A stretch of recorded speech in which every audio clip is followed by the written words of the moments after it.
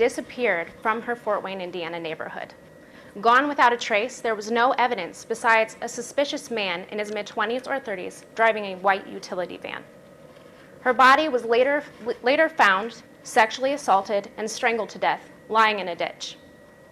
There was DNA all over her body, but when the DNA was run into the National DNA database, there were no matches, and the case went cold.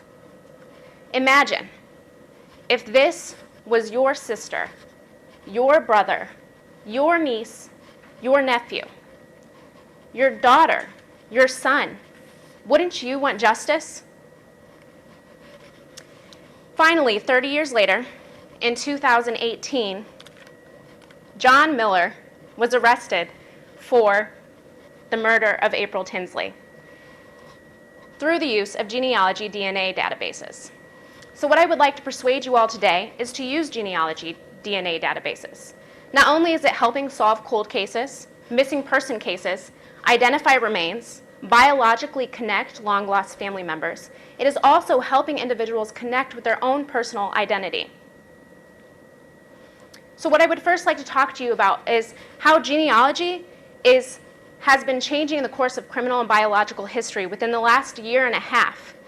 Some of the cases that have been solved was the Golden Gate Killer.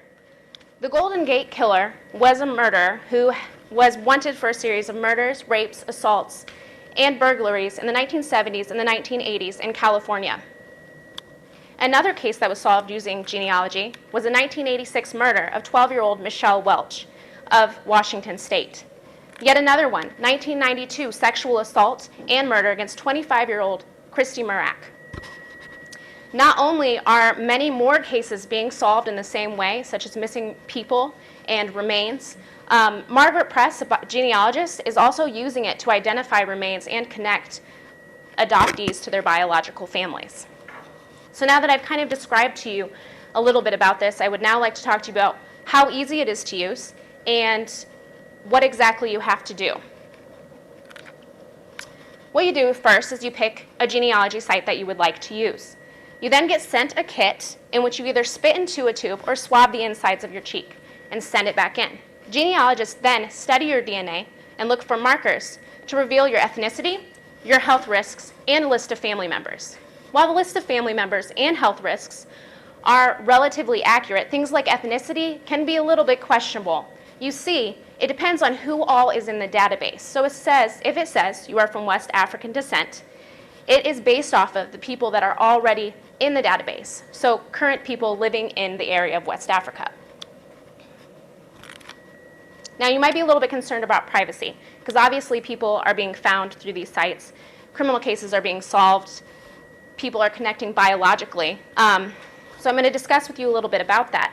Bigger companies such as 23andMe and Ancestry.com, which brag 5 million to 10 million users, all have a very strict privacy policy. So they do not share your information at all, unless, of course, there's like a court subpoena.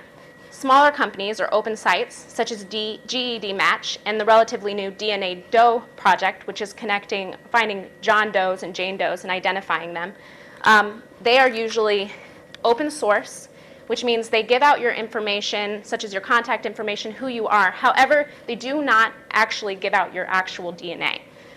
They are often free, they are assisting in criminal cases, and they are connecting people. So in the case of April Tinsley, and many of the other cases I have discussed, the criminal's DNA is run through the National DNA Database. Now, if you are not previously convicted of a criminal crime, your DNA will not be in that DNA database. So this is where genealogy comes in. You see, the criminal, in the case of April Tinsley, had family members from either side of his family put their DNA into genealogy sites. So when his information was put into the DNA genealogy site, he immediately identified from that family, and the police were able to narrow down their search and identify John Miller. Now, if you're not keen about sharing your information, I totally understand that. I'm not necessarily 100% sure that most people want to do that. But I do want to talk about the cultural significance of finding your own identity and where you come from. So that was my family in the previous picture. I don't have this thing quite down yet. It was my parents and my 12 brothers and sisters. I come from a very large family. We're very dynamic. I'm European, German, Dutch, Polish, Middle Eastern, and Eastern, as well as a few other things here and there. So we're quite a big mess of things. We're literally a melting pot.